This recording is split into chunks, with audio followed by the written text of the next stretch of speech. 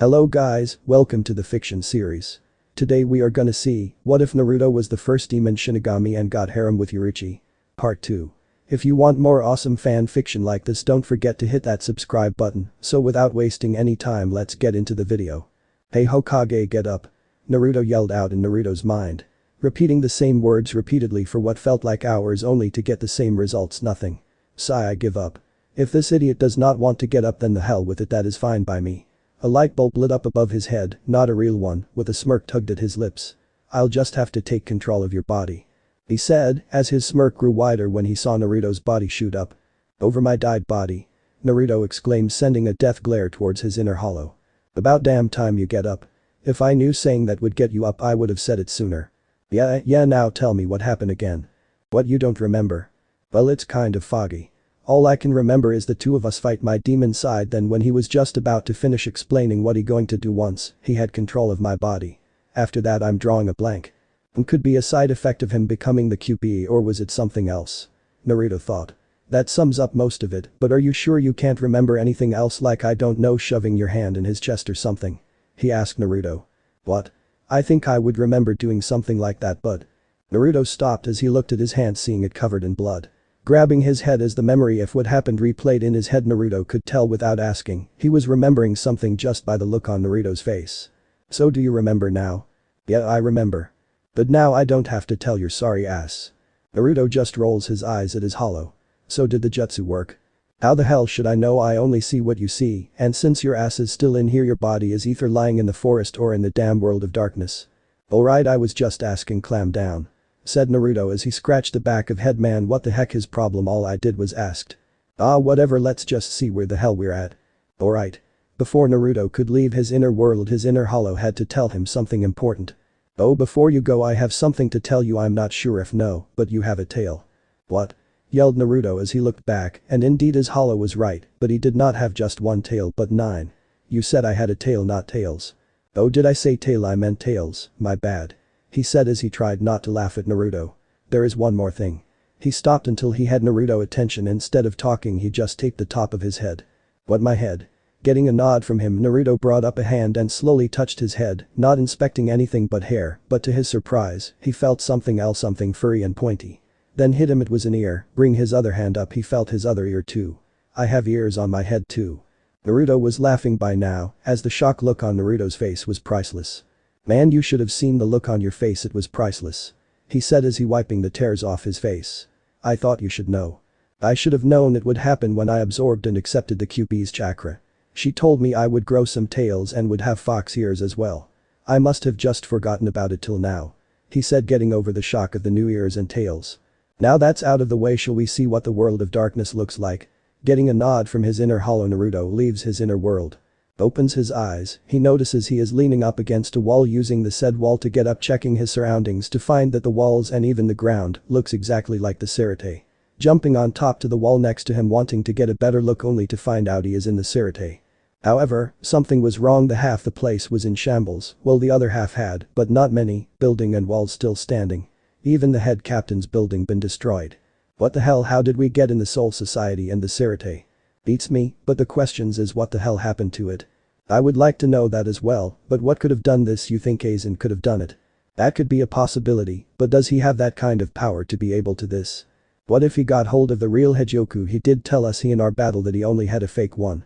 Before Naruto could answer, they heard what sounded like footsteps in the distance heading towards their location.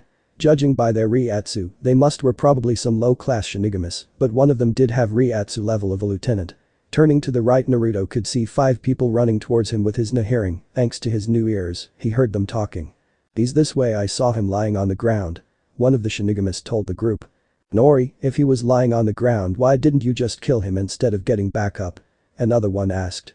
Well, I thought he might wake up if I tried, so I went to get you guys. The now known Nori said, a little embarrassed. More like you got scared and ran away. Another one said, making the others laugh, but one while Nori told them to shut up. Who cares why he ran away? I'm glad he did. Now I can kill him for he did to Captain Aizen. A female Shinigami exclaimed. So Aizen didn't do this, then who? Naruto thought as he continued to listen to them. Yeah, the lieutenant is right, he killed the captain. A tall male Shinigami yelled out, with the others agreeing with him. Aizen's dead, Naruto whispered to himself. Still wondering what the hell going, and since they were the closest one here he would just follow them, casting a low gain jutsu around himself, making him invisible to others. Did he notice that I took more chakra to cast his jutsu, but before he could ponder, the group arrived to his location, stopping just below him. He was right here leaning against that wall. Nori said. Damn it, he's gone now, what are going to do? Another Shinigami yelled out. You should have killed him when you the chance, Nori. This whole damn thing could be over. Another Shinigami told Nori. I am sorry, you're right, I should have, damn it. It's my fault. Exclaimed Nori as he fell to his knees and punched the ground with his fist. No, it's not, he probably made a clone and put it there knowing if someone seen it, they would go and get help. Once they returned he would blow it up. I've seen it happen before. You think so, Lieutenant? Other female Shinigami asked. Hi, he's nothing but a coward. That only hides in the shadows, he's nothing but a coward, you hear me? The lieutenant yelled. Is she talking about me? Don't know, but I don't funking like it, we should go and shut het damn mouth. Lieutenant, I think that's not a good idea. The tall male told her. Shut up, Kitsuro. The lieutenant bit back, making the now tail male known as Kitsuro wince back a bit as she looked around. I know he's here just watching us, waiting for use to make our move. Slowly putting her hand on her hilt of her blade, she take one more good look around, making sure she didn't miss anything. None of it went unnoticed by Naruto, he watched everyone with caution eyes. Watching them, he figured that the other four were either regular Shinigamis or low-seated officers. However, the lieutenant was a different story. She, what Naruto could notice, had a lot of hidden potential. Just by watching her he could tell she could sense him by the way she was looking around, as she could feel his very presence. He kept most of his attention on her, little to none to the others, as she took one last look around, slowly but surely looking at the area. Looking at the top of the walls around them, she senses something on top of the one to the right of them. She could not really tell since she did not see anything, but she had a gut feeling that whatever is watching them was there. Naruto on the other hand was a little surprised, as the so-called lieutenant was looking right at him, but he figured she still could not see him, thanks to his gain jutsu. She is good, I do not know how, but she can sense me. If I stay here too long, she actually might find me. But that said, Naruto decided to get out of there, but once he moved the so-called lieutenant saw something wavy, something like what Chad and Karen in the anime. Making an outline as if there was someone there, but that was all the lieutenant need to make her move. There. She yelled as she jumped as fast as she could. Making the blonde stop in his tracks and sees her jump right towards him. How'd she see me? He thought, dumbfounded that she was able to find or even see him at that. Just at the last moment Naruto jumps to the side as the girl's blade nicked his left cheek, forcing the gain jutsu to drop and revealing himself. Landing on the ground, jumps back as his attacker dashes towards him again, swinging her Zanpakuto at him, but this time he was ready and dodged it with ease. The other part of the group were stunned seeing their lieutenant jump at nothing. Then a blonde man appears out of thin air. See, I told you he was here. Nori told his comrades, who were too shocked to answer back. Well, what are we waiting for, let's help out the lieutenant. The others shook their heads and nodded, but before they could even engage and help their lieutenant, her voice stopped them. No, he's mine. I'm going to kill him and avenge Captain Aizen. The lieutenant told them as Naruto jumped back, gaining some ground from her. But lieutenant, it'd be easier to fight him together. Nori said, but to no avail. As their lieutenant, who was not paying no mind to him or the rest of the group, got into a fighting stance, but just before she could attack, someone appeared in between her and the one thing she loathed. Glancing upon the newcomer, Naruto could tell this person was strong as he was wearing a captain's haori, but what was more interesting, the person looked like a kid and was shorter than everyone here was. When he saw his hair white and spiked with one strand of hair in the front, he immediately thought of Takeo, as they both had the same color and style. Could they have been brothers? Captain Hitsugaya. The Shinigamis in the back said. Toshiro. The lieutenant said in complete shock as to see him. The captain turns his head towards the lieutenant and her group. Momo, I want you and the others to get out of here and leave the rest to me. The captain said icily. But Toshiro, No buts, Momo, just get out of here and go find Yoruichi, tell her I found him. He interruptedly told her. The now identified Momo was debating whether to listen to her childhood friend or stay and help. She knew that she was not that strong and had no chance in hell in taking down Uzumaki, but damn it, she was going to try or die trying. With her mind made up, she gets back into her fight stance, ready to back up her friend. No, Toshiro. She whispered. Not this time, no more running, everyone tells me to run away, but not this time, I'm staying. Damn it, Momo, now is not the time to be stubborn, just listen to what I said and get out of here. Toshiro yelled at her, but to no avail. No, you're going to need my help. Momo tried to plead with him. Naruto's still not sure what the heck is going on, but he knew what this Toshiro person was trying to do. You should listen to what your friend is trying to tell you. Naruto said, putting his 2 cents in. Toshiro turning to face him, you stay out of this, it doesn't concern you. He told him with one of his cold glares and turns back to Momo. But he's right. Toshiro Listen Momo, I need you to leave and find Yoruichi like said. I will hold him off as long as I can and buy you some time, just find her as fast as you can. Hitsugaya asked her as a smoothing tone. Sigh alright, but promise me you will come back. I promise. With a nod, Momo and the others left as via Shunpo in search of the purple hair goddess. With her gone and out of the way, Toshiro turns and faces Naruto as he grips the hilt of his Zanpakuto. Now it's just you and me. Hitsugaya tells him. Before we fight, let me ask you something. Getting nothing but an icy glare, taking that as a signal to go ahead, he asks him. What the heck happened and why the hell did she attack me? Don't you know who I am? We know who you are, you're the traitor Naruto Uzumaki, the one who killed Captain Kaname Tosen, Captain Jinichimaru, and Captain Sasuke Aizen. You are also the one who did this to the Sirete. What, I killed Aizen, but I never returned to the Soul Society or the Sirete. I never even met this kid. Answer another one more, who the hell are you? I'm glad you asked. My name is Toshiro Hitsugaya, captain of Squad 10, and I'm the one who is going to kill you. He then dashes toward Naruto, who in turns does the same. Hitsugaya pulling his Zanpakuto out, slashing at the blonde demon, only for the said demon to easily dodge it by shifting his body to the side and bring his fist along with him, launching it into the boy's midsection. The impact of the punch was strong enough to knock the air out of him, while sending him back a couple of meters as he landed on his back, sliding about 3 more meters. Letting the small captain get back to his feet, catching his breath, he stood up, disappeared via Shunpo, reappeared behind Naruto, and swung ready to slice him in half.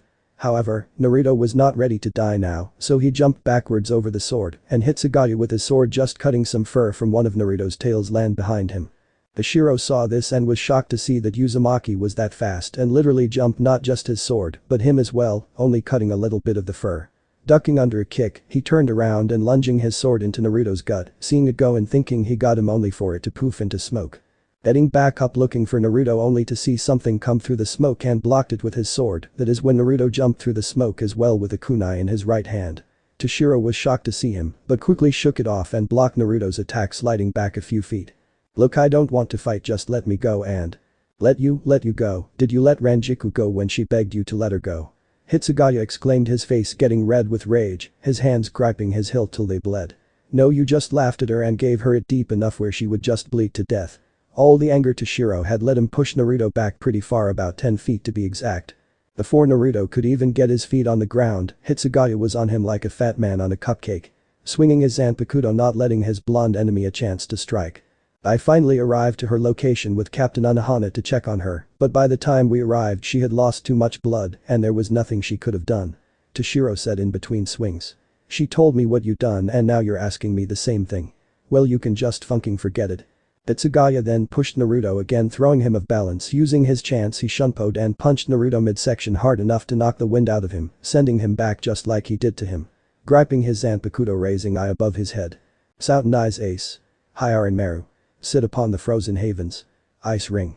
Hitsugaya brings down his sword, sending a Chinese-looking dragon made of ice soaring towards Naruto, who just got up in time to see the said ice dragon come right for him.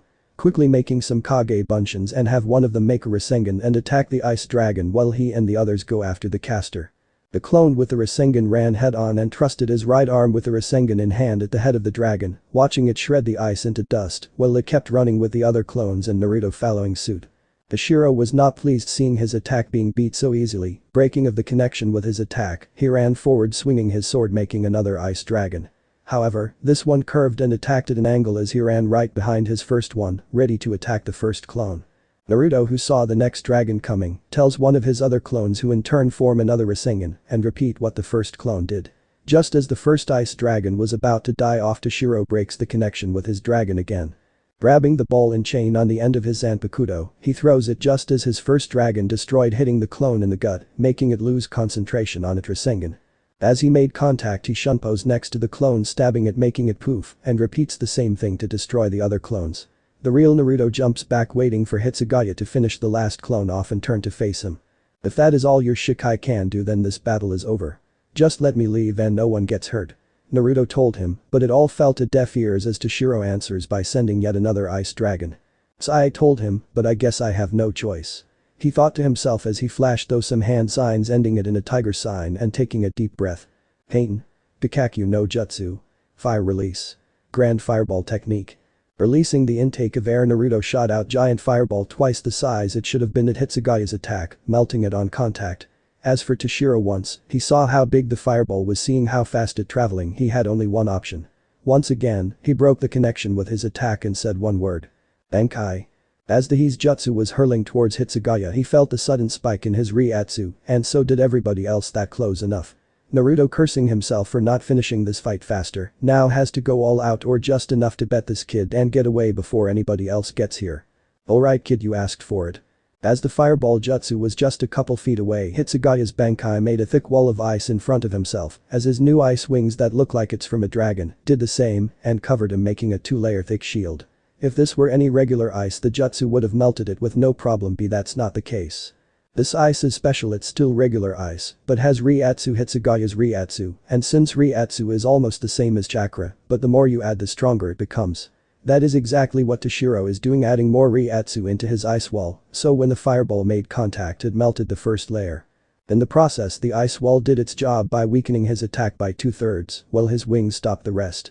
It was a risky move, but in the end it worked. It only cost of a lot of Reiatsu that he will need in this battle. Moving what's left of his wings as he ascended into the sky while his wings regenerate, he looks at Naruto with that same icy glare he gives to every enemy he faces. Naruto, on the other hand, looks at his opponent's new look, seeing the new addition of wings made of ice that connects with his new tail. Guards over his feet in the shape of dragon claws, a gauntlet of sorts in the shape vaguely reminiscent of Hyarin Mary Dragon's sprit form over his right hand, essentially binding his hand to Hyarin Mary's hilt, and 12 large flower petals. Nice look, wish my Bankai was something like that, but having something like that must come with a big use, a lot of Reiatsu. He thought as a smile tugged at his lips. All I have to do is make sure he wastes his Reiatsu by either destroying his wings or making him use it. Damn, making that wall plus making it stronger took more Reiatsu than I thought. I'm going to have to finish this fast, the longer it takes the less chance I have at whining, and judging by that damn smile he figured out something. Toshiro thought as he began to think of a plan. Making an ice clone could help, but I'm not sure it could take one of his fire attacks, but it could distract him long enough for me to use that move. It's a long shot, but if I can slow or stop him long enough for Yoruichi to arrive, then we can end this whole mess. Alright, here I go. Toshiro made up his mind and starts making his ice clone. Naruto, not wanting to stay here any longer and probably will regret doing this as he starts to form his Ransen Shuriken. Once it formed, he starts to run towards Hitsugaya, but stops when he sees ice forming in front of Toshiro, making a complete ice copy of him. It flew straight toward the blonde demon, closing the gap between them, and Naruto had two choices: either Shunpo in front of Toshiro and kill him or attack the ice clone of his. Naruto, being Naruto who never kills unless he has to jump towards the ice clone, slamming his Rasen Shuriken into it, shredding it on contact, turning it into nothing but shards and ice dust. With the ice clone gone, Naruto stood in the air as he noticed the clouds gathering, making it look like it was going to storm, but he heard Hitsugaya's voice of his next attack, and last. Hayat in Hayakaso. Frozen sky, countless ornate entombment. Suddenly a huge hole appears in the clouds, letting a large amount of snow to start falling. Never like to use my Bankai. Toshiro told Naruto for no apparent reason. Naruto, who is still looking at the snow as it is falling, answers back. And why that is, can't control it. Exactly. Toshiro said, dumbfounded that he guessed it right. Since I can't control it, I could kill my comrades on accident, especially with this move. The snow you see now will eventually touch you, and when it does, flowers of ice will sprout over your body, trapping you in a pillar of ice. Well then. Naruto started to say as he turned head to face Hitsugaya with crimson red eyes. I guess I'll have to take you with me. He yelled with a more bloodthirsty tone as he puts his hands in front of himself as a purplish orb the size of a basketball forms in between them. I've seen you use that move like that already. You can't reach me even if you Shunpo, the snow will touch you, and Hitsugaya began to say before he was interrupted, missing the change in Naruto's eyes, but not his voice. Who said anything about Shunpo-ing? Adama Rasen, Naruto said as he moves his hands away from the oversized Rasengan, letting it fall while he got into a soccer player stance. Shot. Applying chakra into his right foot, he kicks the Rasengan while it falls, sending it towards a shocked-looking Hitsugaya. Hashirama, acting as quickly as he could, use his wings to shield himself from the attack in hope that his wing would be enough, but soon found out that it didn't do much. Once it hit his wings, the giant ball torn them apart and was still on course towards him. Nothing else, but his Zanpakuto. Toshiro brought it up in a line of his last defense. It hit, destroying the ice surrounding the blade, but stopped once the blade made contact. Pushing him back a bit, he took a quick glance at Naruto, notices him trying to stop the ice flowers from sprouting. A smirk formed on Toshiro's face, knowing his last attack got him. returning all of his focus back to the ball of death in front of him, trying to redirect the attack, but the sound of his sword cracking stops him. Damn it, if this goes on, my Zanpakuto will break under the pressure. Hitsugaya thought, but before he could do anything else, the sound of someone calling his name got his attention. Toshiro. That sounded like Momo. Sensing her Ryatsu close by along with some others, he mentally sighed, but then realized he was still in his Bankai and wasn't sure if his last attack ended or not. Momo, get out of here, it's not SA. He never finished as his blade broke and the death ball came towards him. Toshiro saw his life flash before his eyes as Naruto's last attack came at him in slow motion. Closing his eyes waiting for his end to come, but nothing did. Opening his eyes and couldn't believe his eyes, there in front of him was a woman with purple hair tied up in a ponytail with an orange ribbon, dark chocolate skin, in the same outfit as Yoruichi. She stopped the Naruto's Rasengan with her hands hissing in pain as it was burning her hands. At first, he thought it was Yoruichi, but a closer inspection, the young woman in front of himself had blue eyes and 6 whiskers like marks on her face, 3 on each cheek, and he heard the real Yoruichi call the girl's name. Asa, get rid of it now. Yoruichi yelled to her. Doing as she is told while enduring the pain she already felt, she turned and threw the giant ball as far as she could away from the area. It was a good throw itself, sending it went at least 20 to 30 meters before it landed and made a big explosion that caused a shock wave that knocked that back a bit. Yoruichi, the first to recover, went to her look-alike to check on her, grabbing her hands, checking the burn marks. Are you okay? She asked. You could hear a little panic tone in her voice. Yes, Akasan, I'm fine. Asa said as she winced a bit when her mother touched her hand and snapping it away. See, you're not fine, you should have known better than to grab or touch a jutsu out of demonic chakra. Yoruichi scolded her. Akasan, I didn't have any other choice, I had to grab it or he would have most likely died. Plus I have the same healing ability as Oda-san. She said, looking at the ground when she mentions the word father. Don't you dare call him your Oda-san, he will, Yoruichi began, but Asa interrupted her. No matter what you say, he will always be my Oda-san. Yoruichi's face softens and gives her daughter small nod. Alright, now go check on Toshiro while I check on your Oda-san. She said, saying the last word with little venom as possible not to get her daughter made. Asa gives her mother a nod and heads towards the now passed out Hitsugaya, who must have fallen once his Bankai wore off after Asa saved his life. As for Yoruichi, she went to examine the giant pillar of ice that imprisoned the one who caused of their whole ordeal. Upon inspection, she knew damn well this attack couldn't kill him. Since Hitsugaya Bankai wore off, the ice prison slowly stated to disappear till his body was exposed. She threw one of her hidden knives at him, not surprising it poofed into smoke. Should have known, using that last attack as a distraction so he could make an escape, most likely underground, and left a clone to look like he was either killed or trapped just to trick us. It would have worked on someone else but not me, I known you for too long, Naruto. So the hunt is still on. She thought as she returned to rejoin the others. Momo. She calls to her, getting her attention. Take Hitsugaya to Anohana. Hi, but what about that team, is he dead? Momo asked, more like demanding to know. There was an awkward silence and all she said was one word.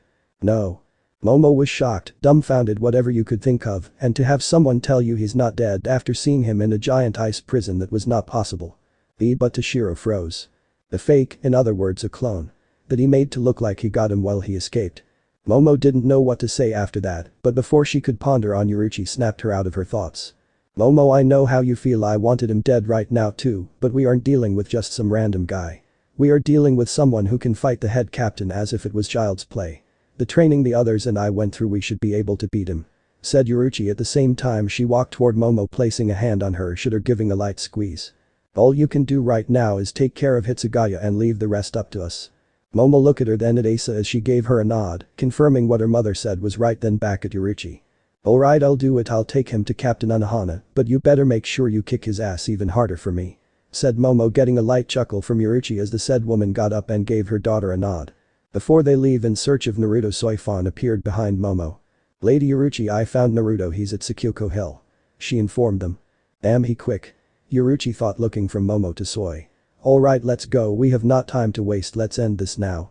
With that said, Soi, Asa, and Yoruichi disappeared via Shunpo as Momo did the same after she picked up Toshiro. Far off from where the battle took place, a man in a black hood trench coat spoke as if he was talking to himself as he watched Yoruichi and the rest talk among themselves. Yes, that was a close one. Who would have thought he would end up fight Hitsugaya? What are his chances? Fight the rest? Slim to none in the state he's in. I never planned on him fight anybody, but you can't predict the future. Ahaha, yes, this is his future, but even if you know the future you can always change it. You know, I think you're right, I should intervene before they actually do kill him, but one more confrontation couldn't hurt. It's not every day you get to meet or see what your future daughter looks like," he said as he watched the group vanish. True, it will probably change his future, but that's the whole point in bringing him here, to change his future along with everyone else's. This part of the future won't matter once he is back to his time. Then the changes will begin, and hope he doesn't repeat what he did to Aizen. Of course I will tell him if he doesn't know what he will do. Then how will he not repeat it? Sometimes I wonder how I lived with you this long and not go insane. And don't answer that.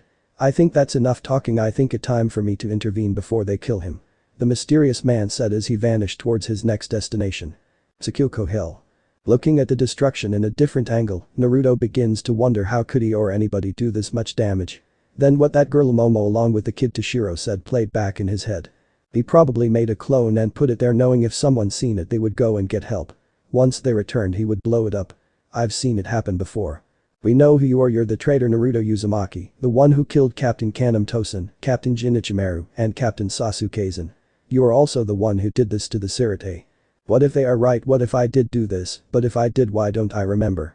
Maybe you didn't do it, but your body did. What are talking about? You trying to say I was sleepwalking, destroyed the Sirite, and a cold-blooded killer? I don't know. All I'm trying to say is, what if your body moved on its own, an automatic defense or something? You are the new QB. What if your body sense you're in danger, acting on its own, protecting itself? Who knows how long you were passed out? That could be, but still that a big if. Just a theory. If I want to get some answers I'm going to have to ask Yoruichi or Yura. Just then the Naruto sensed two familiar Reiatsu, but the third one, it had a mixture of Reiatsu and chakra, and not just any regular chakra, it was demonic chakra close by. Now he was confused. How could there be anybody else with demonic chakra? For 3,000 years he spent in the Soul Society, there was no signs of anybody have the ability to use chakra.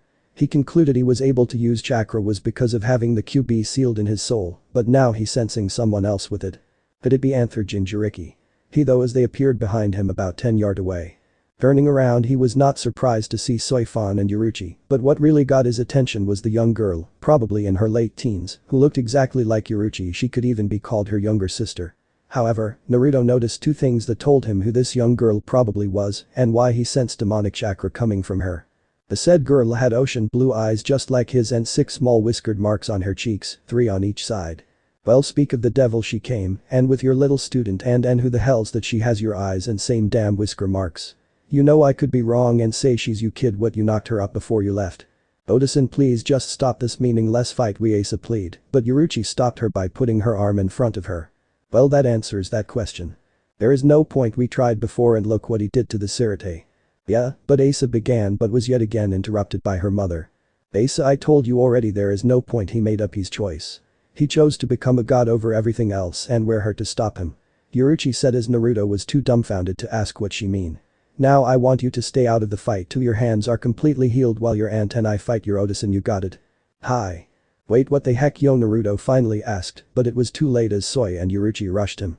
They were both on him before he knew it as Yoruichi threw a punch at his chest, but he easily blocked it. Soifan on the other hand was right behind him with her Shikai Suzumabachi, already released before she even got there, and thrust it towards his back. Sensing that she was behind him and must have forgotten his tails, using them to stop her attack and restraining her. Picking Yoruichi in her midsection, forcing her back off, then using his tails, he moves Soifan in front of him, holding her hostage with 3 tails holding her in place and another position behind her back. Otosan, don't. Asa yelled, as Yoruichi cursing Soifan under her breath for forgetting about his tails. Now everybody just calm down. I don't even know why the hell everyone is attacking me for. He asked.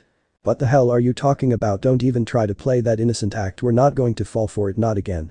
Soifan struggled since his tails were gripping her tightly. Not that it matters now. What? Ichigo now? Soi said as her body poofed into smoke. She was a clone, but. Itsuga Tensho. Moonfang Heave Piercer. An orange-haired boy yelled out behind Naruto. Turning around he saw what looked like a big crest moon-like wave soaring towards him. Naruto too shocked to move out of the way. Snap. He heard the sound of someone snapping his or her fingers and everything around him starts to slow down to a complete stop. Looking around, seeing everyone frozen in place, it went for the strange attack that the orange-haired boy just did. What the heck is going on? That's easy, I just stopped time. Answered a voice that came from behind him. Spinning around he looks at a man in a hood black trench coat the same height as him, the hood blocked and sight of seeing his face. Who are you? My name is not important, but what is you come with if you want to live, that is.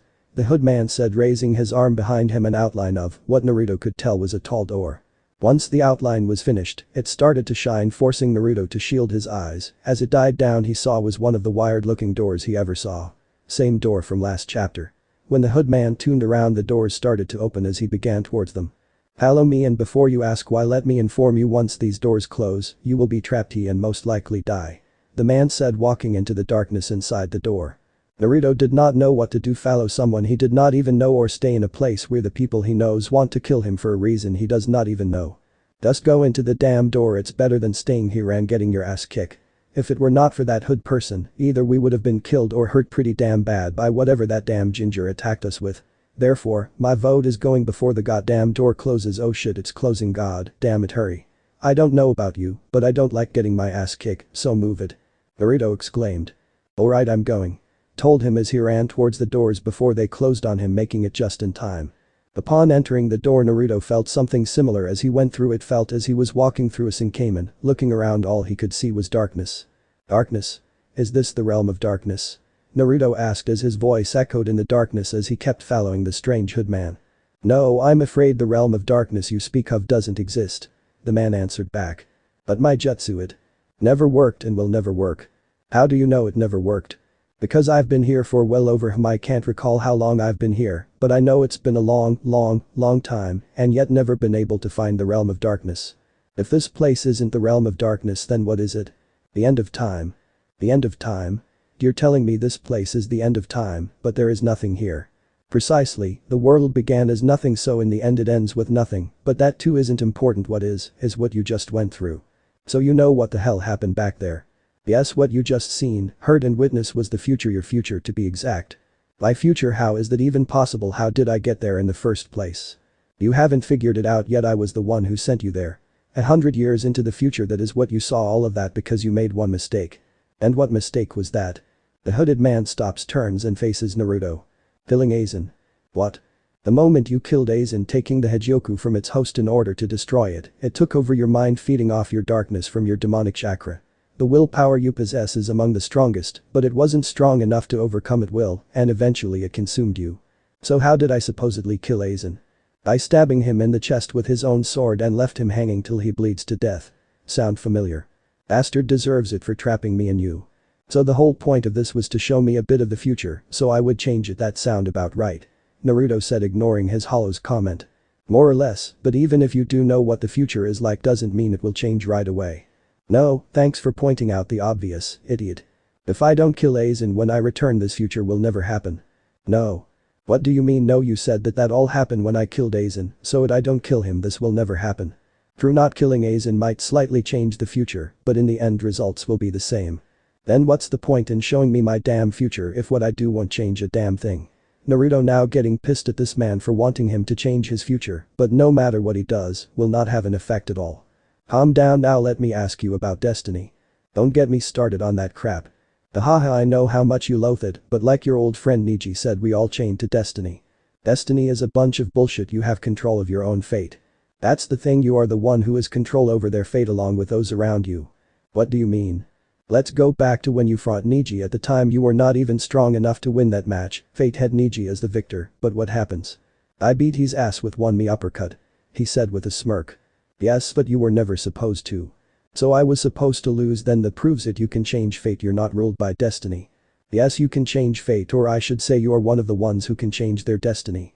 You remember what I said about your willpower? Yeah, you said it was among one of the strongest. Yes, your willpower is what helps you change your fate. In the fight with Neji you wanted to beat him, not just what he did, but what he said, that fate brought you there to lose. Since your willpower was so strong it changed the outcome of the battle with you whining. So my willpower is the key to changing my future, are you sure? It may be small change to you, but you changed his, but yes, it's the key to changing the future you witnessed. Is he right? Can I change the way fate works using my willpower? It rather makes sense. When I beat Neji he changed, he was not the same person who boasted about fate and destiny anymore. Alright, let's say you're right and I can change fate, then how do I use me willpower to do it? Don't know, that's the mystery about you, you use it without even knowing it. Then that going to make things harder then, isn't it?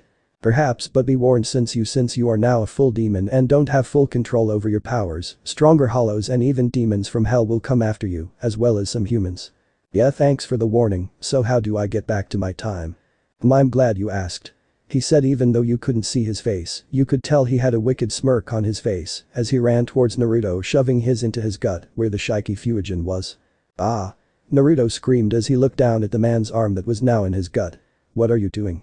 He asked him gritting his teeth from the extreme pain from having yet again another arm shoved inside him. Sending you back. That when he saw something like Shikamaru's Kagame no Jutsu, shadow imitation technique, expand from the man's arm over his body slowly consuming him.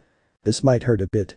Hurt a bit I am Allah he began to say, but the hood man shoved his arm farther into his gut till elbow was the only thing he say, forcing him to scream even louder as the darkness consuming him began to speed you. Whatever was consuming Naruto finally covered his lower half and up to his neck, making him look as if he was just a floating head. As it was inching to cover his head, Naruto gave this mysterious person one last look as the said person look up at him, making Naruto's eyes widen just as the darkness consumes him. Taking his arm out of Naruto, watching his body disappear as if nothing was ever there. So it begins. Well, I didn't have to send back like that, but it was the only way to give to him. No pain no gain, hahaha. Karakura Town. Park Forest area. Naruto shoots up from lying on the ground and touches his gut, breathing heavily. Holy shit, that hurt. You're telling me my ears are still ringing from your damn screaming.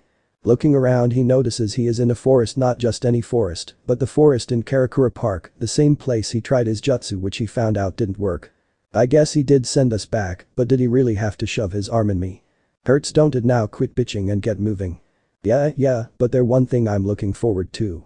What, Yoruichi kicking your ass for living I don't know how many times, plus you knocked her out like twice, so no, I don't know what you looking forward to. At that moment Naruto's face paled, making Ascension pale face look normal. Don't remind me, but I was talking about my future daughter. Oh yeah, I do not know about you, but she was hot. Once I find a way to get out of your mind we are definitely hooking up. What the hell are you talking about? She would be your daughter too, I think, but if she wasn't I would never let you touch her, even if there is a way you can get out. We'll see. Whatever, let's just go see the others. Lead the way Hokage, lead the way. He then shunpoed towards the warehouse. Karakura Town. Warehouse. So Yoruichi, what are we going to do about Naruto little situation? Shinji asked. What are asking me for? Yoruichi answered back. Because you're the one with all the answers, that's why. Shinji deadpanned. Who cares? Captain Dumbus can't do or fix what fish cakes no one could but him. Hiyori said, putting her 2 cents in, but elbowed in the ribs by Shinji. Ow, what the hell was that for? That is when Shinji pointed over to Yoruichi. Oh yeah, sorry. She finished saying as she averted her eyes towards the floor. There was an awkward silence. She's right. Said a familiar voice, making everybody the open window. Naruto. Everyone yelled but Yoruichi. How did you get back and so fast? You clone said you were supposed to be trapped there, you were only gone a few hours. Asked Yoruichi as none of them noticed his appearance. Well, that's a long story I really don't want to repeat right now. He replied as he jumped down to join the group but stops as Yoruichi walks up to him while everyone watches her. Yoruichi, can we talk? POW. She hits him in the face, sending him into the wall behind him, making the rest head sweat drops. Ow, what was that for, Yoruichi? He asked her, forgetting the little conversation he and his hollow had as she stormed towards him. That is for knocking me out a few hours ago. She said with her fist beeped back. POW. She hits him again. That's for knocking me out in the Soul Society, which reminds me. POW.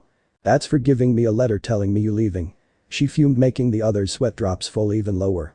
And now you know why I don't like to get Yoruichi made at me anymore. Yoruichi said. POW. And that's for telling Soifon my little nickname. Man, I feel sorry for him. Shinji said as all the males in the room nodded their heads. And you know what makes it worse? Yoruichi asked the group. No, enlighten us. Shinji answered for the group. POW. That's for not telling what you were going to do, like open some stupid door to darkness. His fast healing abilities. Said Yoruichi. Ouch. Kensei replied. See Shinji, see what happens when you get a woman mad, let this be a lesson for you. Hiyori told him. POW. That's for not telling me about your stupid gravity crap in your training ground. I could have died. All I have to worry about is all you nagging. Shinji told her. Why you? She tries to punch him but stops her by putting a hand on her head while she keeps trying, swinging madly at him. Let this be a lesson to us all, never get Yoruichi mad. Yoruichi advised, getting nods from everyone. In the never-ending white sandy desert, with the never-moving reversed crescent moon of Wako Mundo, one lonely hollow wandering the endless desert, pondering on what just occurred.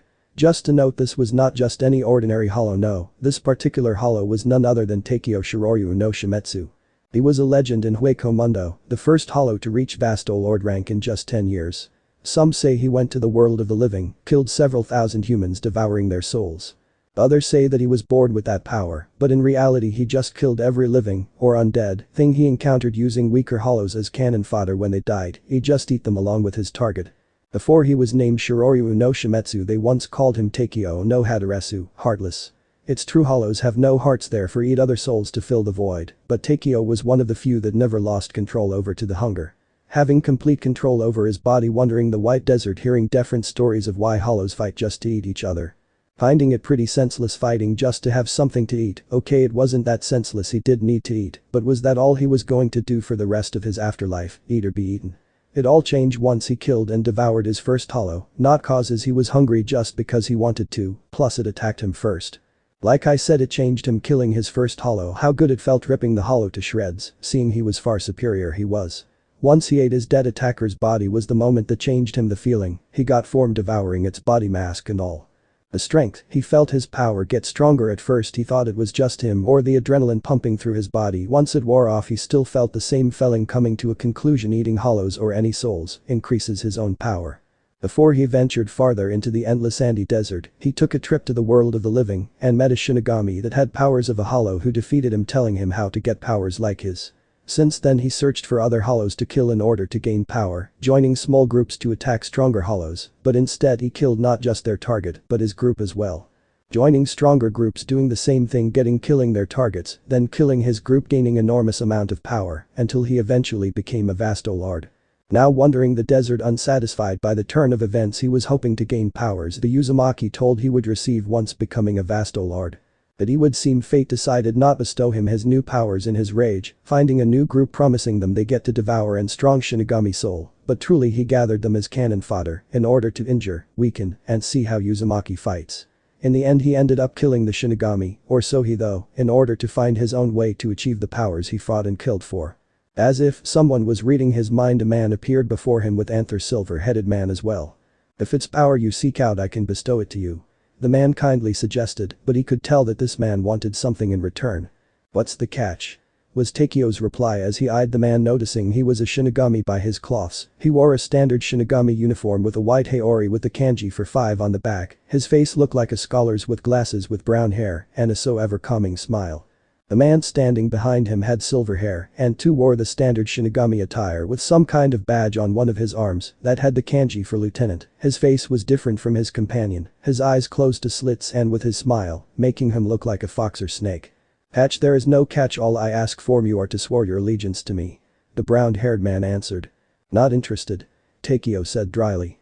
Oh seem like this one doesn't trust you Aizen-sama. The silver fox snake person spoke making Takeo narrow his eyes. Trust I don't trust anyone. Trust just can either hold you back or stab you in the back by the very thing or person you trusted. So yeah I don't trust you or him. He said nudging his head in the direction to the now announced brunette. Aizen slightly frowns once he heard him say he did not trust him, even though he really did not care if he trusted him or not all he was is another soon-to-be pawn in the upcoming war. He did need to keep his appearance as if he did care. I'm sorry to hear that but you're right.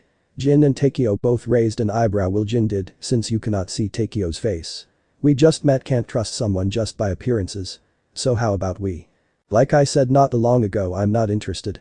I am quite strong enough now all I need is to find a way to get the powers I should have now. Since I killed at Uzumaki Baka I have too he said, but the sound of laughter interrupted him. Ahahaha I am sorry did you say you've killed Uzumaki? Aizen questioned him as Jin looked at him as if he grew a second head as he never heard him laugh. Yes, so what's so funny? Takeo answered back slightly aggravated that he is laughing at him. Oh nothing it was just funny to hear a hollow kill that man it's preposterous to have a hollow kill someone that I couldn't. Aizen stated as he grinned staring at the first hollow ever make him laugh.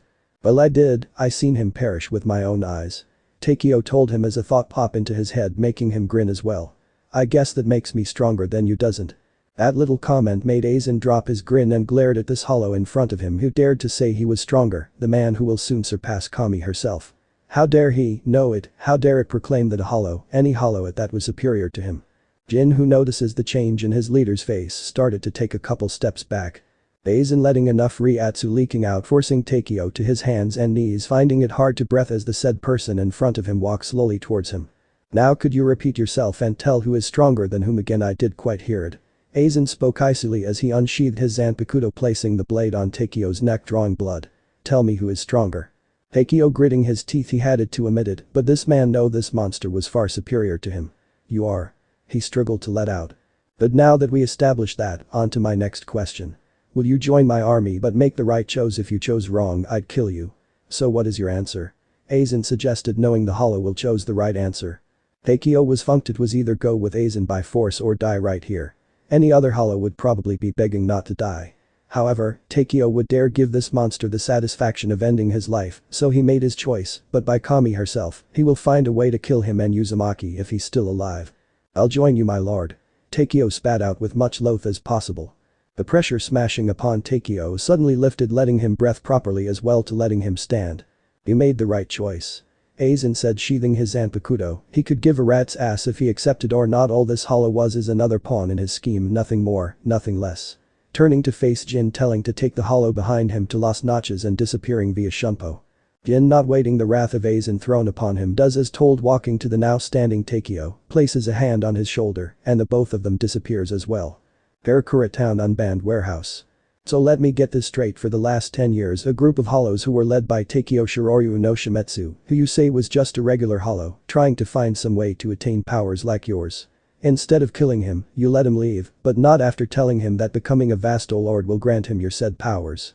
Thinking that he would come back, you made something similar to Yoruichi, Tesai and mine underground training facility that you stayed and still are staying now. Only to come out to either check on your mod soul, get instinctual needs, or destroy a hollow the Shinigami's costly missed. That was 2 years ago. Since then you've been doing Kami knows what, most likely training like always came out when you sensed us, and Takio and his new group of hollows took off to face them and did the same as the last group. Because of Yoruichi's interference almost died soon after you forced her to leave to face you demon side and summoned a door to darkness and somehow got out and came back here. That sound about right. Urahara summed up what Naruto told them the last several hours. Yeah, but the way you say it makes me sound like I did jack squat. Naruto pouted. That is all interesting, but what were those new powers you were talking about? Shinji inquired. Naruto just grinned, showing his sharp canine-like teeth, straight to the point. As always, Shinji, guess I could tell you, but you may or may not like what you hear. Pausing to make sure he had everyone's attention. When I fell from the Soul Society after confronting Aizen and came to Karakura Town, it didn't happen right away, but I started to hear a voice in my head. At the time, I did not have my Zanpakuto, so it could be her talking to me, so I just ignored it. About 2 to 3 months later, while I did my daily training, I started to cough up some kind of white substance. The mention of him coughing got everyone full attention, mostly Shinji and his group. But the weird thing was it attacked to my face it like it was alive. Once I took it dissipated, something like what happens when we kill a hollow. It started to happen a lot more and was longer as the days went by. Eventually by the end of that week the worst one hit it and did not stop until more of that with substance completely covered my face. Luckily, I made that underground training facility and was in it at the time, or there would be no Karakura Town right now and I would have every captain on my ass. What you mean there would be no damn Karakura Town? Hiyori asked. Exactly what it means, no town. Once your mask completely forms you either lose complete control of your mind and body, have somewhat control, or nothing really happens. I'm not sure about the last on. As I was saying. What you said, how you know what happened to you happened to us as well? Kensei asked. What, do I look like an idiot? Don't answer that. He said before Hiyori could say anything. As I was saying, yes, I know it happened. You all gave it away once I started to talk about coughing up that white substance. In addition, I can sense it. I do not know how. Maybe it is because I have more control over my inner hollow. You don't have control over Jack. Should I let you win that fight just so I can see how you fight? Naruto exclaimed as Naruto ignored him. Then you guys do, but. Inner hollow, what do you mean by that? Urahara interruptedly said. Sigh, I was going to get to that, but since you interrupted me I'll tell. An inner hollow is what you would be if you ended up as a hollow instead of going to the Soul Society. I am not sure if yours will the same as mine. I hope not. I don't want to look like you, especially you whisker marks. Who the hell get tattoos of whiskers on their face? Come on. I would rather get Kensei's 69 tattoo on my face than whisker marks. Hiyori stated, making Kensei nod, but stated to think about it. Hey, what the hell do you buy that? Kensei asked her. What, you should take that as a compliment that I would even think about getting a tattoo on my face. I should, but at the same time it feels like an insult. Well, it kind of is, but compared to Naruto whiskers I would go with your 69 tattoo as well. Shinji said. I don't what you guys are talking about, I think they make him look cute. Yoruichi said, defending her lover. Yeah, it's way better than your stupid 69 tattoo.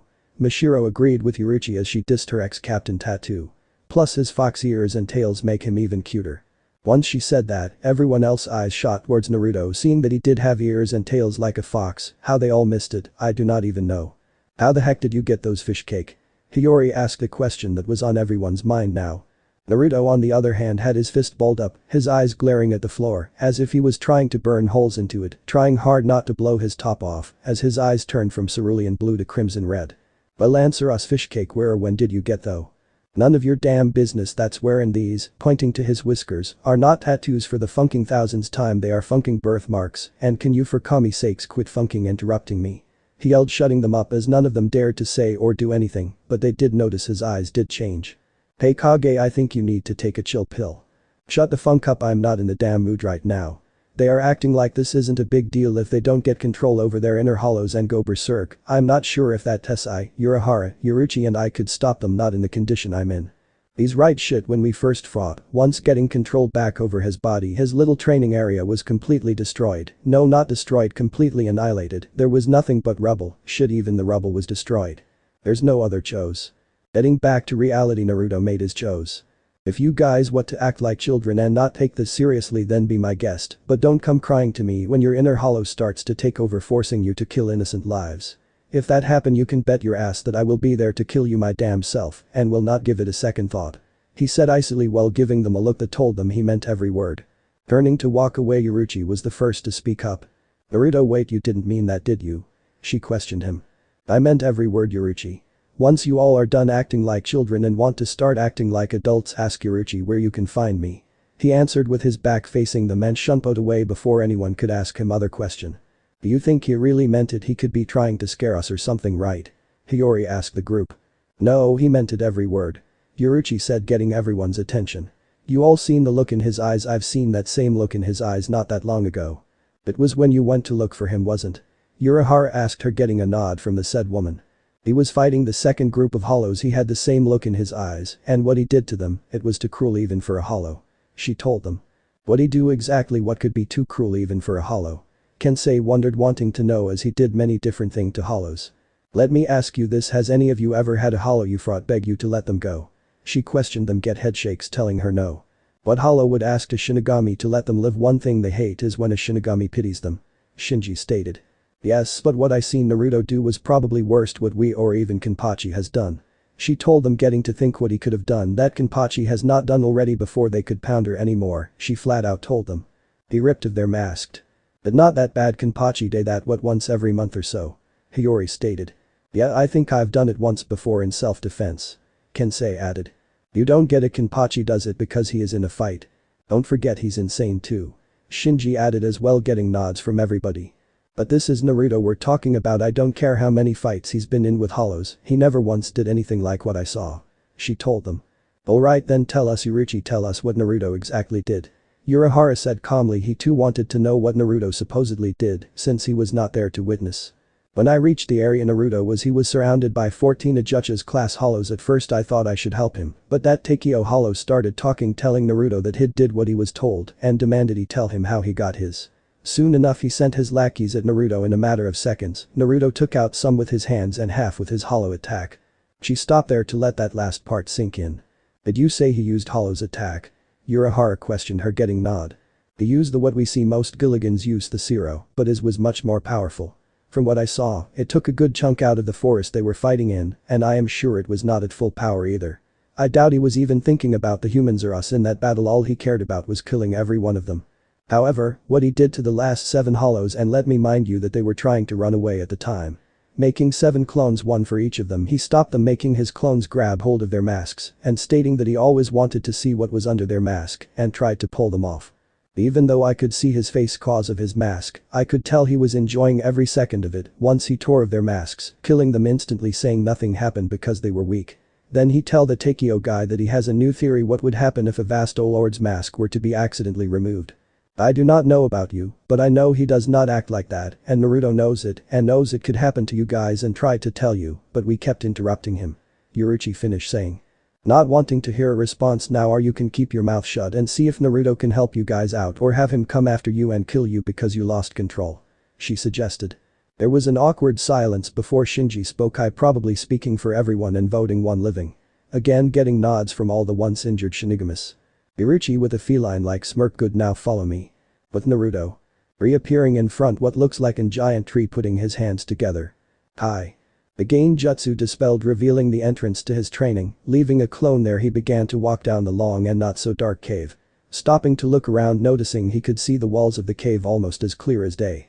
Must be something I inherited for the QB, he thought, continuing down the tunnel, ignoring his inner hollow trying to talk to him. Exiting the tunnel, not stopping as he jumps at the end of the cliffside, landing on the ground as if he was standing there the whole time. Staring at the ground, he starts to think about what he said to his friends. If you guys want to act like children and not take this seriously, then be my guest, but don't come crying to me when your inner hollow starts to take over, forcing you to kill innocent lives. If that happen, you can bet your ass that I will be there to kill you my damn self and will not give it a second thought. Clenching his hands while shaking his head. I can't believe I said that. What the hell was I thinking? Don't know, but you sounded pretty pissed off at something so small. Yeah, them losing control like you did could happen, but I sure you could save them without killing them. You know, it is rather wired to hear you trying to cheer me, you. Well, what you don't know is that in you goddamn head, when you feel sad or your heart in turmoil, it rains in here. At first I thought it just does it once in a while as the years went by and you remember something sad or crap like that, it rains. Sorry if I don't like the rain, sue me. That'd kind of hard since only I can hear you. If you take over my body and talk, people will think I gone crazy. Ah, he very funny. Naruto said dryly. Back to the matter at hand, what caused you to snap like that, especially your friend? Last I known, friend do not threaten friend. How would you know? Naruto mumbled to himself. I don't know, it kind of made me mad when they kept interrupting, but not enough to make me blow my top off. Maybe it has something to do with you being the QP or something. I thought about that too. She did have a short fuse when we first met, no matter what I said set her off. Maybe I inherited that from her too, or it could be a demon. I'm a full demon now, the only demon I ever saw was the QP and my inner demon, so I really don't know. That can make things complicated. Yeah, I guess only time can tell, but still, when I told Yoruichi that I meant every word that I said. Yeah, so what, they probably know you didn't mean it. That's the thing, deep down I think I actually meant it. I would kill them if they were to lose control. Seriously, you, kill a friend, come on. I am not kidding, I meant it. Yeah, blow it out your ass. You calling me a liar? Naruto yelled, getting pissed at his inner hollow. Yeah, I am calling you a liar. What the hell are you going to do about it, huh? How about I going there and kick your sorry ass again and see if talk shit then? I'll find a way to kill you. If I found a way to kill Sasuke and Madara, I'll find a way to kill you too. Naruto threatened. Naruto. I guess you do have a short fuse. What, you were testing to see if I blow my top again? Yep. You ass, I should go in there and kick your ass, he told him once he calmed down. Just great, what I always wanted to be, a walking ticking time bomb. Just waiting for someone to say the wrong thing and tear them to shreds. He exclaimed. Look on the bright side. What bright side? The sex would be good. Naruto was lost for words as he began to think what would the sex would be like, what he would do to Yoruichi. Soon enough he was out of it until Naruto brought him back to reality. Your nose is bleeding. He quickly snapped out of it, wiping his nose as Naruto laughed at him. Shut up. He told him, waiting for him to calm down before starting to talk again. Knowing that it just adds more of a problem to the problems I already have. But sex? When the hell did sex ever become a problem? You never informed me about this. This is bullshit. Not sex, you idiot. I'm talking about my anger problem. Oh, that is easy. You figure out a solution all by yourself. Yep, and funk you. Alright, enlighten me. It's easy, all you have to do is go to a therapist or whatever the humans call them. That is the most stupid suggestion you ever given me before. How the hell am I going to tell a shrink, oh, I think that my reason for my anger is because I'm a demon? That go well. Hey, it was just an idea, so funk off. You know what, screw you, I'm going home. Naruto broke off his connection with Naruto. Idiot, my inner hollow is an idiot. What am I going to do? However, before he could figure that out, one of his problems finally showed up, as when the clone he left at the entrance dispelled, showing him an image of his clone talking to Yoruichi and the others. Great, I really don't want to see them right now, so I better turn off the gravity seals. Yoruichi is going to actually kill me this time. Naruto complained, turning off the seals with a hand sign. The said group finally came into Naruto view as he sensed them above. Yoruichi, learning from her last experience, stopped the group before they decided to jump. As Naruto predicted, she stopped theme, not wait for a response. The gravity normal, so you don't worry about being crushed, Yoruichi. He deadpanned as the said woman glared at him from above, making Naruto grin. Without any hesitation, the group proceeds in jumping down, joining Naruto. "How'd you know we were here?"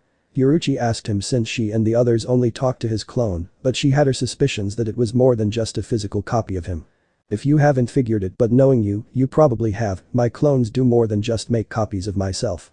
Whatever my clone sees, hears, touches, smells, or tastes, I receive a mental-like image of what transpired as if I was actually there," Naruto explained.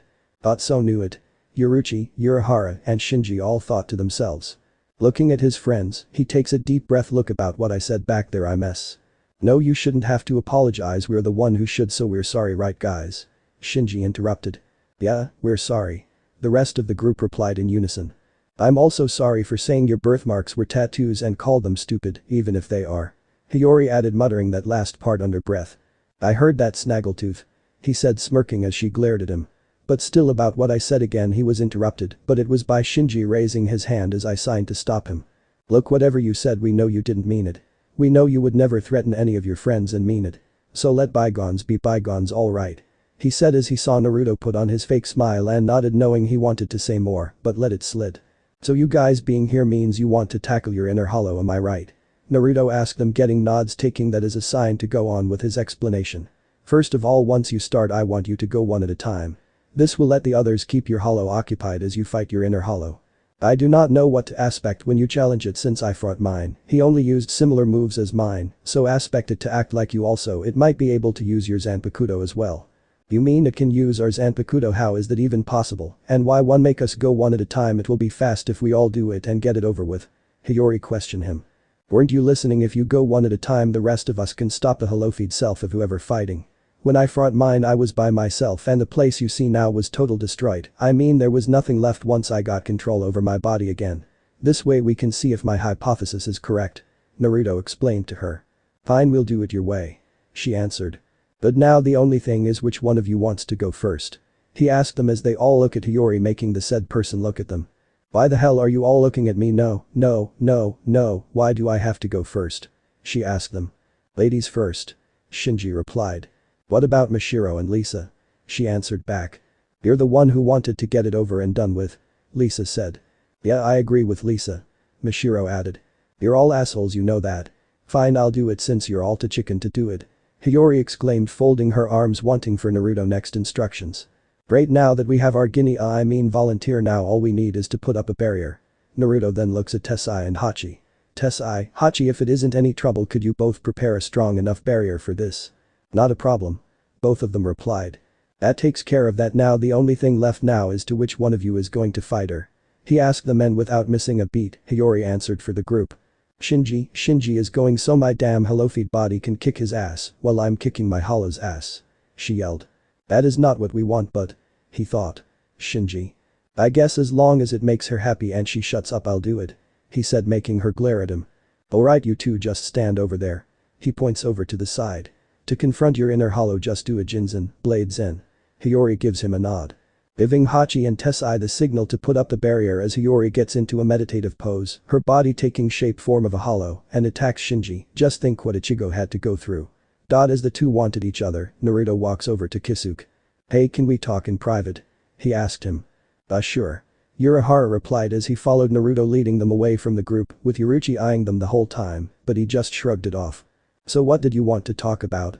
Urahara asked, not sure what Naruto could ask from him, since he really did not have any plans yet besides one, but he still had some loose ends. "I need you to open a Sankamen for me," he requested. "Why, what possible reason would you need to go back to the Soul Society?" Urahara questioned him. "By Zanpakuto. I left it back in the Sarate, and I am going to need it. Hence why I asked you to open a gate for me," Naruto answered. "I don't know, security will be tight since we escaped not that long ago, and who knows, they might even close the gateway, and if they didn't, wait, this isn't just about your Zanpakuto, is it?" Urahara replied, suspecting him to do something stupid. Observant as always, "Yes, there is something else." "It's Soifan, isn't it?" he asked him, getting a nod from him. "I don't know why Yoruichi left her, but she must have a good reason, besides confronting her will only make things worse for her." "That may be so, but not going is something I can't do. You see, I made a promise that I would come and visit her, but me being the idiot I am left my Zanpakuto in there, I can't visit, and you know me, I don't go back on my promises," Naruto told him. Sai, you know one of your promises is going to get you killed one day. Maybe, but I'll wait till that day comes. But what about Yoruichi, you know she been watching us the whole time. Yoruichi informed him. Yeah, I know, just tell her what I told you. I went to get my Zanpakuto, and that's it. Okay, but if she figures it out you're all on your own. Yoruichi tells him, unsheathing his Zanpakuto as he opens a Shinigami. Yoruichi, who sees this, decides to walk over and ask what was going on, but as soon as she started walking the Shinigami's gates opened and Naruto jumped into her, and their surprise he was able to enter, thinking he was banished. What was that about, and why is Naruto going back to the Soul Society? She asked him once as soon as she reached him. Oh, he just asked if I could open a gate so he could go and get his Zanpakuto. He told her in a happy-go-lucky voice. Is that so? Are you sure he didn't go for anything else? She questioned him, narrowing her eyes. Nope. He replied, quickly turning towards the others. Let's see how Hiyori doing. He said, walking off, leaving her to wonder what other reason Naruto would have to run off to the Soul Society. The only reason she could think of was Soifon. Sirte. Secret underground training facility. Bam. The sound of fists destroying boulders echoed throughout the cave-like training ground, as well as someone screaming in frustration. Bam. If you have not guessed whom it is, I'll tell you. It was none other than Soifon, apprentice to the goddess of Shunpo Yoruichi and student of one Naruto Uzumaki. Who both left her. One was framed by a man named Sasuke Aizen, and the other left in order to save her friends, but she didn't know that. All she knew was that her mentor just up and left after promising each other that they will always be together, and her sensei, who also promised to visit her too, never showed, thinking he said that just to comfort her. Feeling betrayed by both people, she only cared about came to the training ground in a way to blow off some steam and let out some of the frustration of being betrayed. Why me? What did I do to deserve this? Soifon exclaimed, smashing another boulder. Did I do something to upset you? Tell me what I did wrong. She said as she fell to her knees. Tell me what I did wrong. You didn't do anything, Soifon. A familiar voice told her, making the said person whip her head around, her eyes widen. Naruto-sensei. She whispers. Is that really you, Naruto-sensei? Yeah, who else do you know who has blonde spiky hair, blue eyes, and whisker marks on his face? He told her. But you have, Soifon said, looking a little shocked and stunned for some reason Naruto could figure out. Oh, you must have noticed my new ears and tails. He asked her, getting a slow nod from her. Well, for long story short, let's just say I went through some changes in the last 10 years and leave it at that. Again he only got another nod from her, but notices as she puts her head down, mumbling something. Yowlied. What? I said you lied. You lied to me. You said you would visit and help with my training. I waited and 10 years later you show up. First it was you, then Lady Yoruichi left after she promised. She promised me, damn it. Soifon exclaimed, her hands balled up to fists as she desperately tried fighting back her tears. What promise? She promised that we will always be together, then the next thing I know she's gone without a word. By now she was crying. What did I do to upset her? Tell me, sensei, what did I do? She asked him between breaths as Naruto walked up to, getting down to one knee and hugged her. So I no matter what you do you could never upset us. Naruto said, trying to reassure her as she cried on his shoulder. After a while she finally calmed down, where she had occasionally sniff her and there. She then realized that she can finally talk to her sensei. She asked the most obvious one to her. Sensei, why haven't you visited? I mean, there could be anything important in the world of the living, is there? Well. Naruto started as he rubbed the back of his head sheepishly. You see, I kind of left my Zanpakuto here in this very training ground. Now that I mention it, I hope you did not damage it. He looked at the destruction his student caused before he got there. Soifon, blushing in embarrassment, sorry, I didn't know. It's alright, how could you know since I didn't tell anybody it's here in the first place? He told, ruffling her hair as she smacks his hand away. Sensei, I told to quite doing that. She said, glaring at him. Oh, lighten up, Soi, you're always so serious, let loose once in a while. He said, looking around, and starts to walk in a random direction. I am not. Hey, where you going? She asked him. To get my Zanpakuto. He told her, as he kept walking, not bothering to look back. Wait for me. Soi yelled out, getting up and ran after her sensei. Just as she caught up to him, he asked her something. So tell me, Soi, have you been training? Of course, Lady Yoruichi and I've been training no stop since you left, but that's not what I meant. Yeah, it's great you two been training, but I was talking about training at my secret training ground my scroll showed you. Oh yeah, I have, and let me tell you, it was hard to find even if it showed me where to go. It would be much of a secret if it was easy now, would it? I guess you're right, but still it was hard. She pouted. So tell me, how did you like it? It was breathtaking. How were you able to grow those trees and find a lake there in the middle of nowhere? Glad you like it, and to answer your question, I made them. How? It's one of my powers that only I possess, but anyways, tell me what you learned so far. But all the time I was only able to learn the Ryatsu clone. So far I can only make 2, 3 if I push myself. That's good, but I suspected more. Stopping to look around, but notices Soy looking at the ground in the corner of his eyes. Hey, what's wrong? I'm sorry I disappointed you, but I'll try hard, I promise. She said, looking at him with determination filled in her eyes. I know you will, and I wasn't disappointed. I know how you like to push yourself, so I thought you would have learned more since you can use the Ryatsu clones. He told her, seeing the confused look on her face. You don't know what I'm talking about, do you? Shaking her head. Alright, I'll show you, so make a clone. Doing as she told, she made a clone, as did her sensei. Naruto tell their pair of clones to go behind the huge boulder that was by them. What are you doing, sensei? Soy asked, completely oblivious to what the clones' real ability are. Just wait and see. But the clones? What are we doing, sensei? Soy asked. We are going to play a game of rock, paper, and scissors. Naruto told her. What a game, how the heck is that going to help out? Soy complained. Just play, and to make things interesting, if you win I'll give you something. And that would be. I can't tell you, if you want to know you'll just have to win. Fine, you won, sensei. Soy said, both of them putting their fists out. Rock, paper, scissors. They both yelled, moving their fist up and down after each word. On the last one they each chose a sign for either rock, paper or scissors. Naruto chose paper while Soy chose. Ah, scissors, I win, take that, sensei. Soy exclaimed. Yeah, I guess you did. Naruto looked a little worried. Hope the boss doesn't get mad. So what was that something you promised? She asked. I'll tell you soon enough, as for now just dispel. Both of them did as he suggested and dispelled. But Naruto and Soy fawn. Sensei, nothing hap, she stopped, then a grin appeared on her face. So I take it you knew what happened with our clones? Naruto asked, cursing his clone for betting on the game. Now he had to think of what he could give her. Yeah, you lost at a game at rock, paper, scissors, so what was it you're going to give me since I won the bet? She said, still grinning over the victory against her sensei. I'll get back to you on that, but first let's find my Zanpakuto. He said as they started to walk towards the location of Naruto's Zanpakuto. Tell me, sensei, how did we know what happened between our clones? She asked, still could figure how she knew. Well, she had an idea, but was not 100% sure. Still can't figure it out, huh? Well, I have an idea, but I'm not sure. Alright, tell me what you think you know. Hey, you never know, you might be right. Okay, here is what I think, that our clones can somehow transfer what they see and hear back to use once they are dispelled. That's very good. Not only can they transfer what they see and hear, they also do the same for touch, taste, and learn. For example, let us say you are trying to learn a new keto spell, and it could take you about 2 weeks by yourself. By using a clone you could cut that time in half, so it would take only 1 week. Using another clone will cut that time in half as well, only taking you half a week.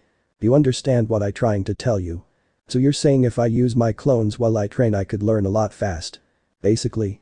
I wish I knew that sooner. But just to warn you, once you can use more clones, be careful. Clones also transfer what fatigue they have too, so try to keep that in mind as well. He informed her. I will. And here we are. He informed her again as the said person looks around only to find nothing but boulders and rocks. Not to burst your bubble, sensei, but all I see are rocks and bigger rocks. She deadpanned. Exactly. What? Oh, come on, Soy, ninjas must see beneath the beneath. I know they teach you that in Amitsukido. Yeah, but we're not ninjas. We're a covert operative that specializes in stealth and assassinations and many other things I don't want to list. Soy Fawn said in a matter-of-fact tone. Sounds like ninjas to me. He deadpanned, putting his hands in Ram sign. Kai. The boulder next to them faded away, revealing a long black box with the kanji for death on it. The box? You came back for a box? She questioned her sensei. No, I came for my Zanpakuto, which happens to be inside the box. Why would I risk coming back to Soul Society for a box? What do you think, I'm stupid or something? You could have fooled me. Ignoring her replied, suggesting he an idiot. Naruto moved over to the box, kneeling down, opening it, revealing a long silver pole about 5 feet 8 inches long and about 2 inches thick. The pole? You said your Zanpakuto was in there, not a pole. This is my Zanpakuto at a pole cause it's in its shikai. Naruto stated. You're telling me your shikai is a pole? What kind of shikai is that? She replied, pitying her sensei. Hey, respect your sensei's weapon. But it's a pole. How do you respect a pole? It's not just a pole but a special pole. Here, catch. He exclaimed, tossing it to her. What the heck makes it so special? Soy said to her surprise once she caught the pole that Naruto tossed to her. As soon as her hands grabbed hold of it, it fell toward the ground, taking her hand along with it. Holy shit, sensei. Why is it so heavy? It feels like 100 pounds. How do you carry it? She asked him, letting it go, then standing up. That's what makes it so special. You see, my Zanpakuto won't let anybody but me wield her. So once someone else gets a hold of her when I'm not, she somehow gets heavier, which I still can't figure, and she won't tell me. He told her, putting one of his fingers on his chin, looking at the ceiling. So what else can it do besides get heavy? That my little bee is a secret. Not many people have seen my true power of my Zanpakuto. Not even the head captain himself seen its true power, and I'm not about to show you. Why not? I'm your student, aren't I? Plus you said you promised to show me something. Soi said, folding her arms. Naruto, hoping she would forget about that, cursed his clone once again. True, but I stayed too long. Yoruichi probably figured out my real reason for coming here, besides getting my Zanpakuto. He told her, trying to change the subject, but chose the wrong one.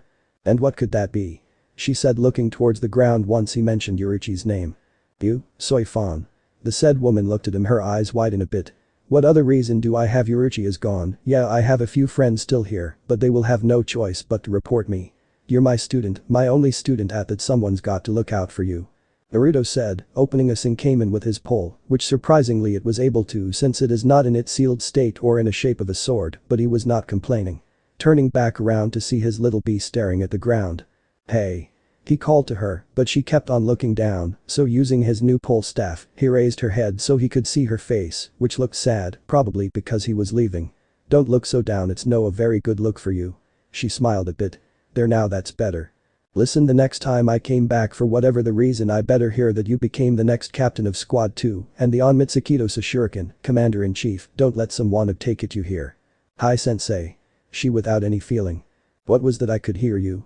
Hi sensei. She repeats herself but with more determination. And goodbye. Not goodbye, that implies we'll never see each other again. It's more like see you later. Right, see you later then sensei. You too.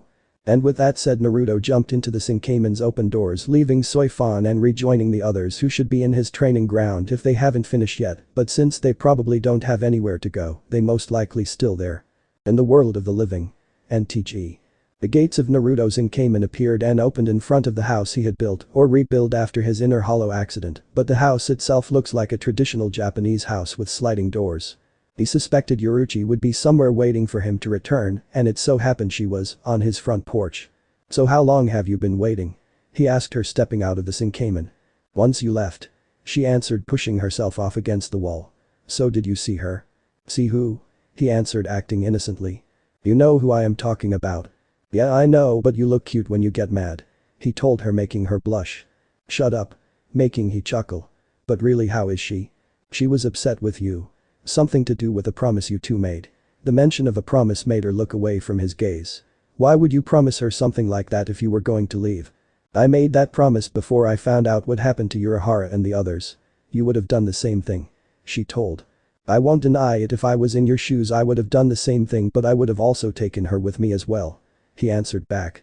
She opened her mouth to say something, anything, but closed it instead, knowing that Naruto was right.